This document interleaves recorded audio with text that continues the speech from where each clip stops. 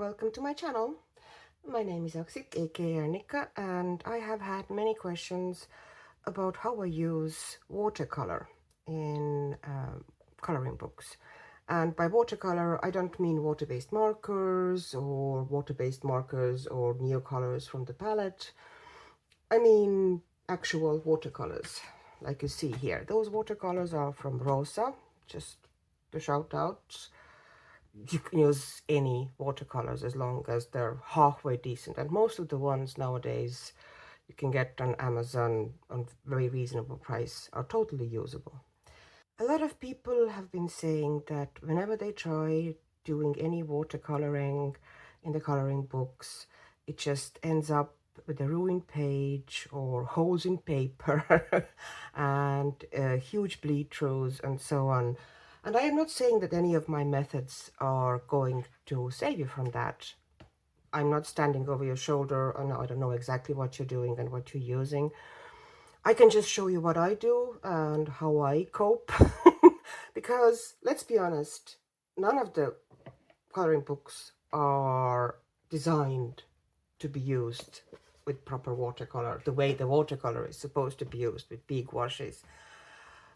They're never going to stand up to it. They're never going to be perfect after you've used them. There will be some buckling. In some cases, there will be bleed throughs. I don't really mind if my books get a bit bang up, but if you are totally against it, then it's probably not for you. I can't really, there are ways to use it with very, very little water, and it kind of defeats the purpose of watercolor as such, but I can show you those as well, because I kind of decided that I will do a kind of watercolor series, watercolor in coloring books, and trying different methods and different ways and different styles of books and papers, and we can discover things together. Now this one, I thought I'll show you something like that today. This one I just tossed down yesterday as a sample. The background here, which is very easy to make, and this is Amazon paper. Granted, this is Amazon paper, but this is Amazon Japan paper. I got this book in Amazon Japan, and I tend to, my Amazon books, I tend to order from Amazon Japan.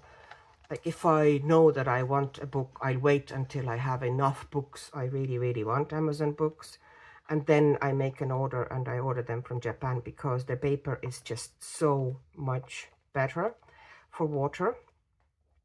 And how water is withstanding watercolor is often not about how thick the paper is. Some thick papers can be awful with watercolors. It's all about sizing. And sizing has nothing to do with the size of paper. Sizing is essentially a coating that is applied to paper to make it a bit more water resistant, that allows you to move the watercolor around, lift color, and so on. So Amazon Japan paper seems to be just as thin, maybe not as thin as most of other ones, but there seems to be a bit of a body to it, and there's definitely more sizing because it withstands water much better.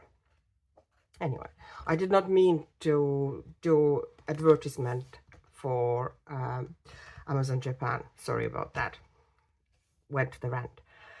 This book I'm working today is by Christina McAllister, and I absolutely love it. I've been admiring it for years, not years, as long as I've had it, but still haven't gotten to it. So I thought, it's February and there's definitely some fairies in here, so I thought I would work on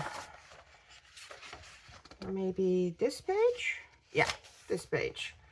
It's not super complicated. I will only do a bit of a background to show you what I do and how I work, and I won't be doing the whole image. And most of the time when I'm working with watercolor, it's still going to be base. I will give it some shading, but I'm not doing the whole thing in watercolors. I can do that occasionally, but on thin paper books like that, it's not really viable. If you give it too many layers, the paper will get too damaged. And then I have a book from Amazon US, which is, this paper is, I don't even know. There's no sizing to it whatsoever, and it's super soft. So I'm going to try if I can use the same method here, just out of curiosity.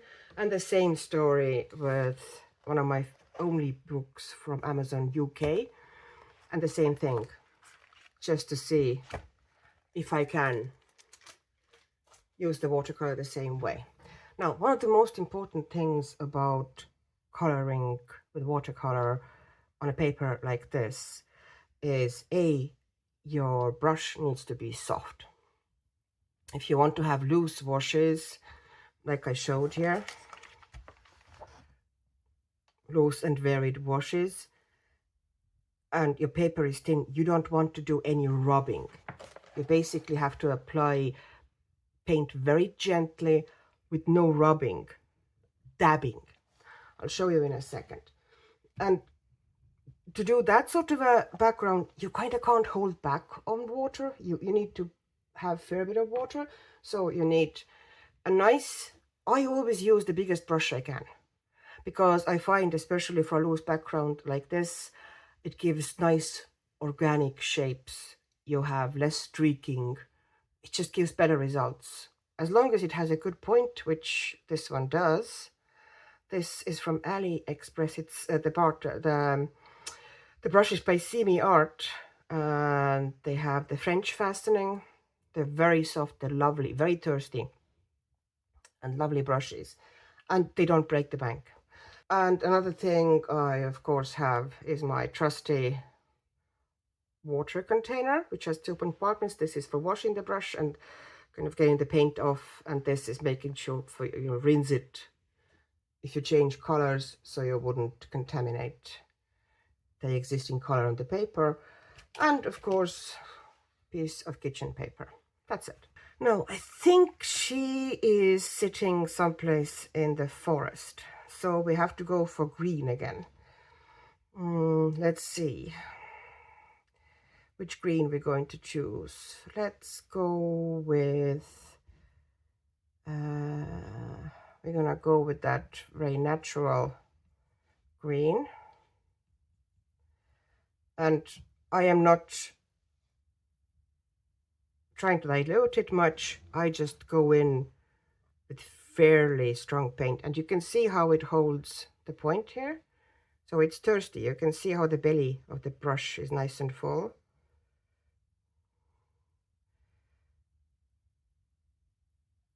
Of course, I'm used to kind of bending over the paper a bit more, so I can't really see as well what I'm doing. So I apologize if it doesn't look great.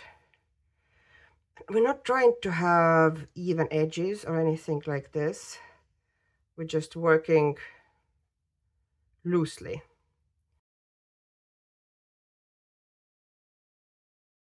I want the edges to be uneven and messy. And you can see that I'm barely touching the paper. I'm not rubbing it. And you can see, because of the book bend, how it wants to go there. So I'm just going to take it off. I'm going to get rid of my nice uneven edges because it wants to fall in there. Maybe I can hold the book a bit up like this so it wouldn't bend as much.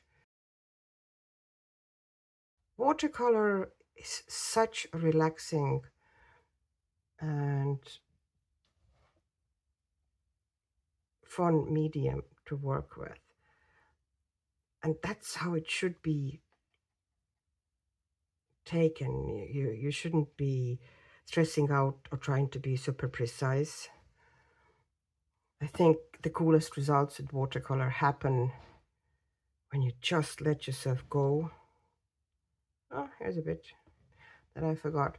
Okay, I'll take some tiny bit of ultramarine here and just drop it in and mix it on the paper into the green to give it some interest. And you bring it here to deepen those.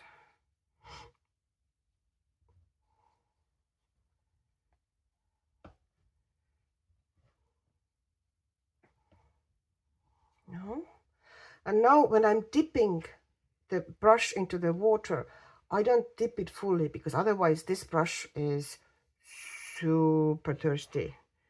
It loves water and it picks up a lot of it. And if I dip it fully into water now, it's just going to be unmanageable here on this paper especially. So what I do is I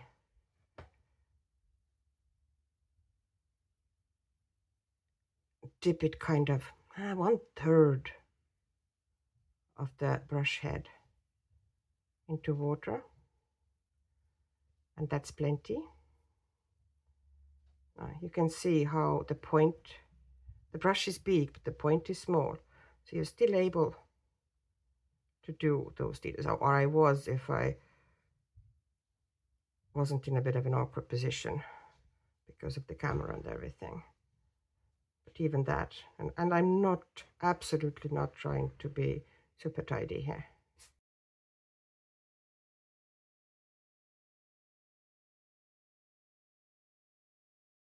Now these, like you see, there's like little itsy bitsy leaves that I could technically, if I really worked hard, I could be super precise and color around them.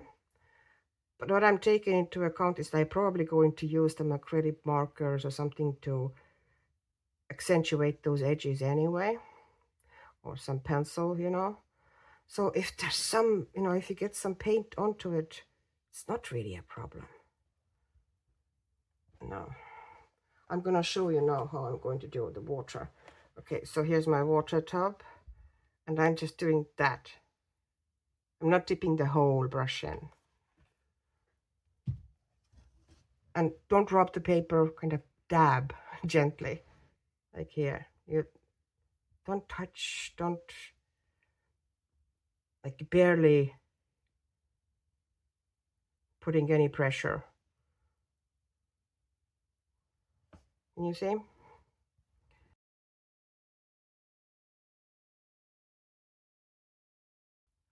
They create some shapes and kind of suggested leaves and foliage at the back. That's what we're doing here, really, with that uneven and blotchy.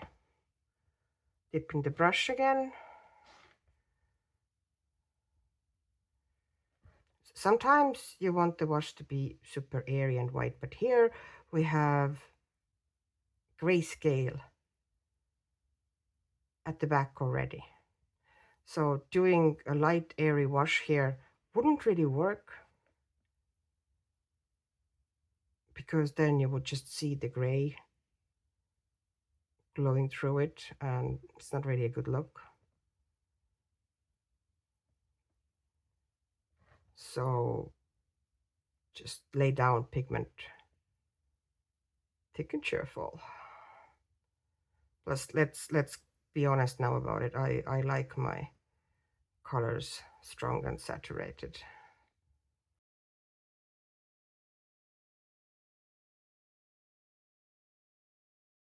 I know everybody has their own way of working.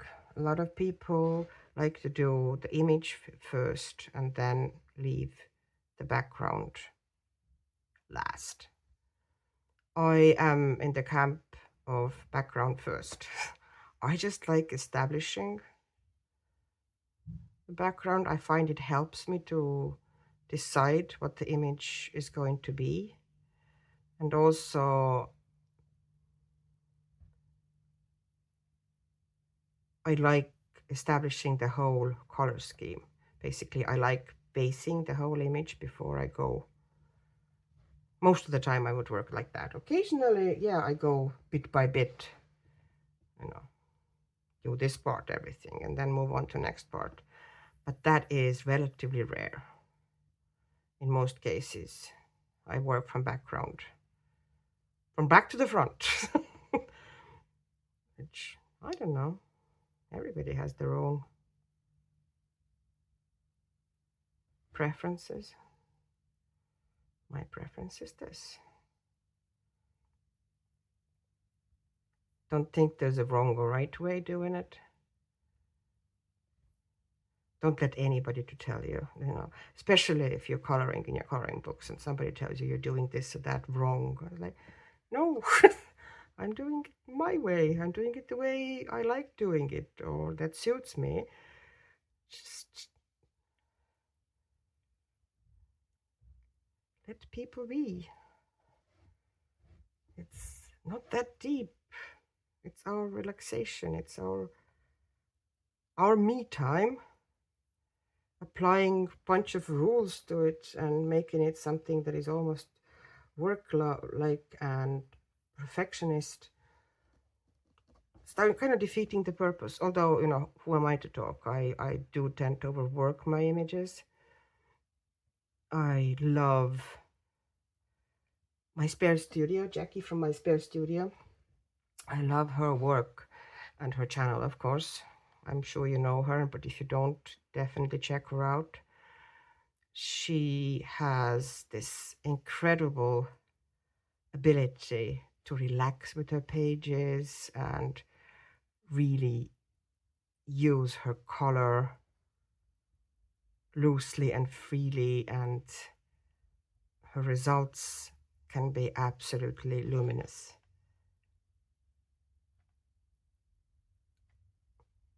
and very, very creative. Also, she's just a lovely person to listen to, so yeah.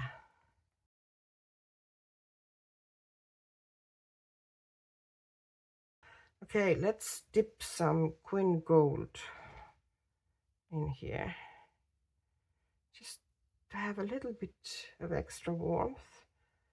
And don't worry even if you contaminate your paints a little, just a little swipe afterwards with a wet brush is going to take it off. I'm kind of messy like this. I sometimes tend to, well, I often tend to just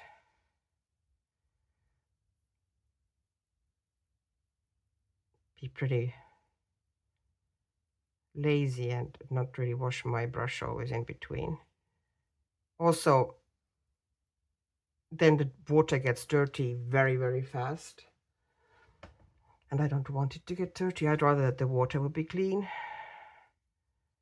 Okay, that's, or not clean, but cleaner. Okay. Put some darkness in here. And whatever bird it is, it's a magical bird whose color I still don't know what it's going to be. I don't really know anything. I very, very, very rarely go in with established plan. Okay, I almost envy people who have everything picked out. Every time they have all the colors and all the pencils, and they have planned in their head and know exactly what the page is going to look like. I don't. Most of the time I go in kind of half blind and see what happens. Just start from somewhere and then it'll come. And this is what I'm talking about now, what I think might be helpful, maybe one of the few things that can be taken away from this fairly easy and chill video, is that have a soft brush. If you're using a lot of water, which you do need to kind of use a decent amount of water, and if you feel there's too much, you can tap like this to take some off. Have a soft brush and don't press or rub at all. Gentle hand. As you can see, I'm barely touching anything. Only the tip of the brush is touching the paper. But because I don't really manipulate paper a lot, you can see how it's staying in relatively good shape. And you could see from, the one I showed you, the background I showed you, it wasn't terribly buckling or anything. But the surface was still in good shape. And that's because, let's get some more ultramarine blue here, because as it's coming down here, it's going to be more in shadow. So let's put some more cool tones here. I understand that Amazon Australia books are also have pretty decent paper. They withstand paper. They withstand water pretty good. And I can show you what happens now in a short while. I'll show you what happens in Amazon UK and Amazon US books if you try to use watercolor in that sort of a wet style like I'm using. Because it's definitely not, of course, you know, you could go like, I can show you, eventually I will also show the big washes and total flooding of the page and how that works and how that actually can do less damage than working over it a lot with a brush like this. But not today, not today. We just keep it to here. I'll take this, I know that the image border is here, but I'll take the color a little bit out of the image.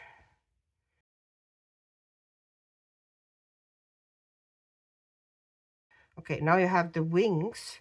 And the thing about the wings is that they should be transparent, at least in my head they're transparent.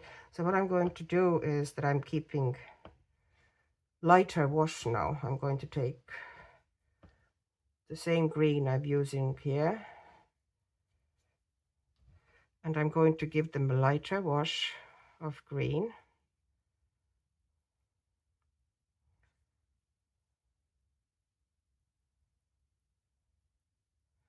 And you can see how the big brush is helpful here. There's no streaking, you don't have to overwork the paper. Just very gentle swipes. And there you are, the whole wing is based. And I'm going to do the same thing with this wing. And because they're now considerably lighter than the background, it's very easy to do the transparency effect. And now I'm going to clean my brush a bit. And I'm doing this. And I'm taking a bit more of the Queen Gold. I got the brush now too dry. Here we go. Here we are. And I'm going to put some swipes of the gold in as well, just to have the wings a bit more glowy. But not all the way, like some areas of the wing. And because it's a big brush, it kind of blends things itself. There you go. This is that background done. So Amazon UK it is. And since like I don't want to go and do another fairly complicated image, so I just found this dog at the end. It's just a single dog, and I thought we'll try to put little background around it. Something, what color should it be? Let's go for something a bit mad. Let's go, of course, always make sure that you have something underneath. So let's go, here's coral. And you can see how the water immediately sinks into the paper. There's no moving it. See. But as long as you dab it, there's no huge damage to the paper. Can you see? Like, you won't get as good and interesting and flowy result as you will with Amazon paper, but because the brush is very soft and I'm not really manipulating paper much, I'm just putting the color down and dabbing it on.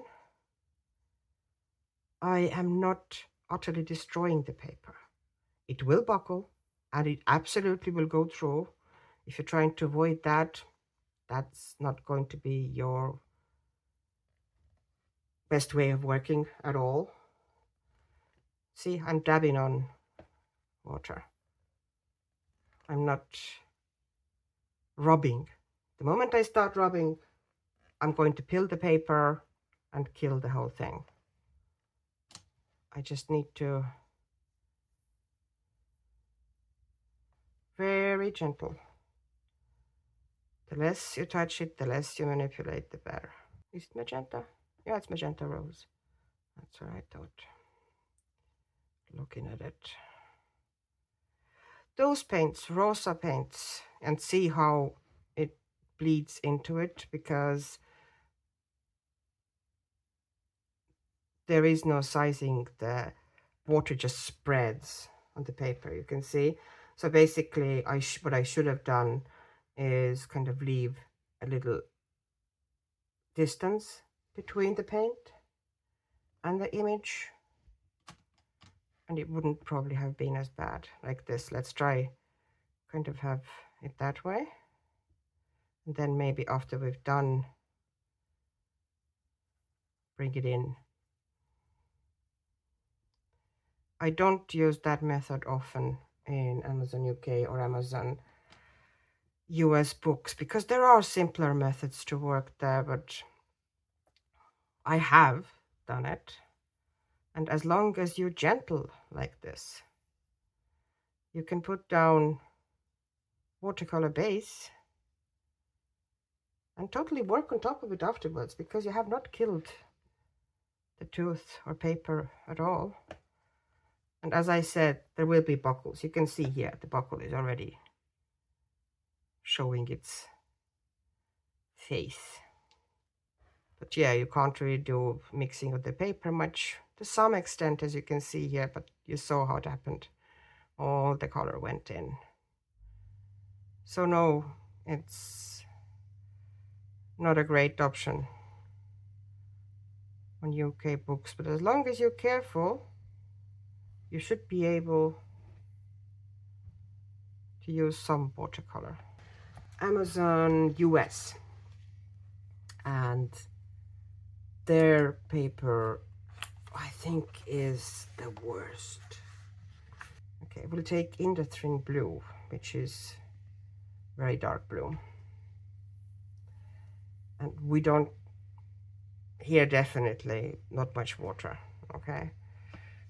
But there needs to be some water for the brush to hold point at all, because if it's too dry, it loses the point.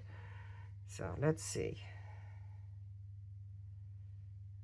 I'm being now super careful, and once again, barely any touching. So gentle.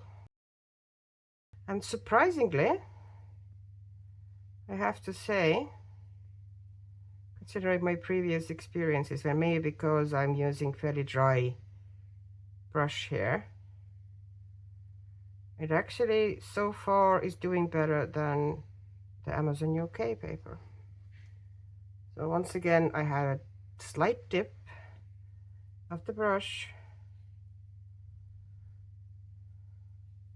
I wouldn't count on much blending, but you know, this isn't half bad.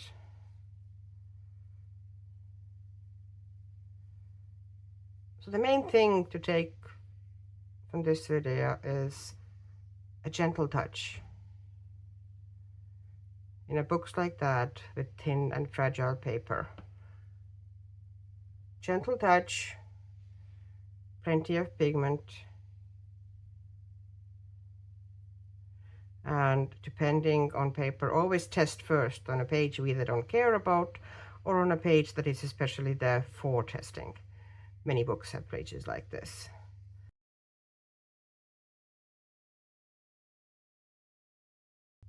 It feels softer and weaker than US one, but it doesn't seem to be bleeding as much with water. You can see it doesn't bleed in. Then again, on the UK, Amazon UK, the dog image, I used a lot of water, whereas now I got a bit wiser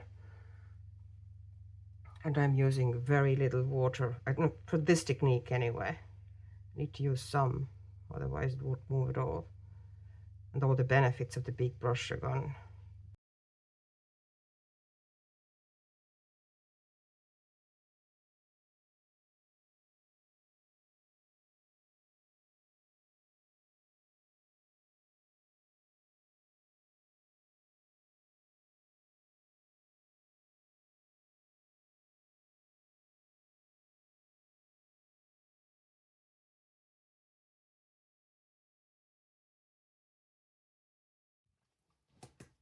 Now, the results are in, and as I suspected, at least in UK and US books, they are nothing to write home about.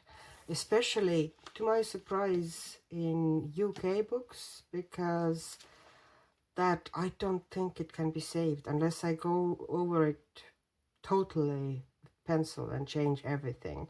This is not a usable background. Although I was trying to kind of have it wet and blend things a bit, but watercolors just don't mix or blend on this paper, I have to say. So my optimism about UK paper was unfounded. So wouldn't suggest trying it here. Now, as for US paper, that was a bit of a surprise to me. I know that there's several US papers that different states might have different printers, but it was better than I expected.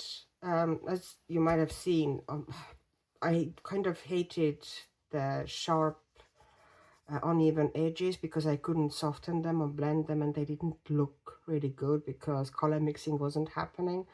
So what I decided to do is that I brought the watercolor all over the page and added some indigo to darken and dull the edges. So, you know, it's kind of usable. If I spray some paint onto it and add some dots and bits and pieces, it's a workable background. It's not the best background to work with in this book, I guess. I wouldn't really suggest watercolor as a medium on this paper, but it's fine. If you wanted to go for it, go for it, just as long as you stay gentle and don't overwork the paper.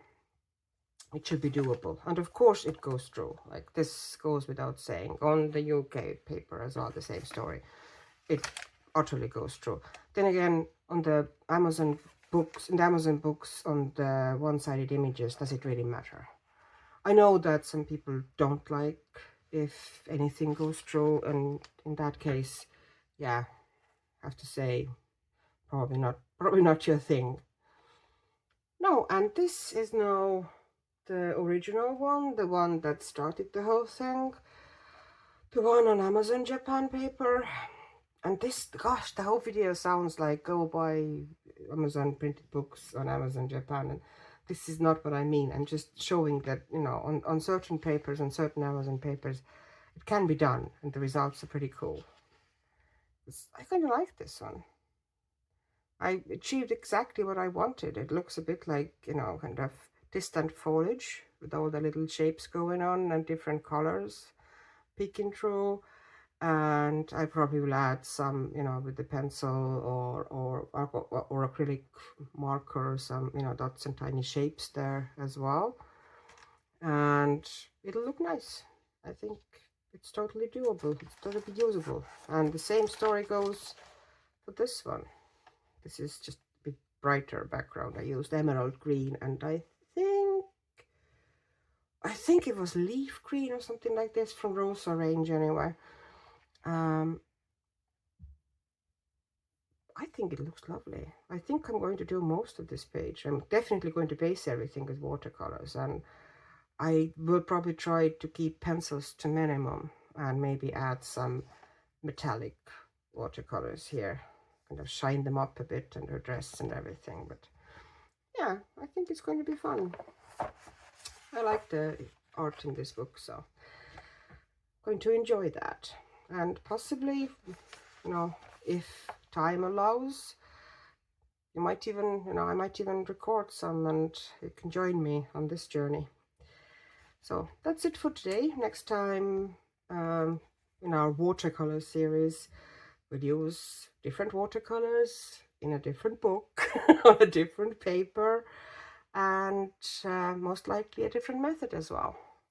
So stay tuned and have a good evening or day or whatever the time is in your time zone, and hopefully see you soon.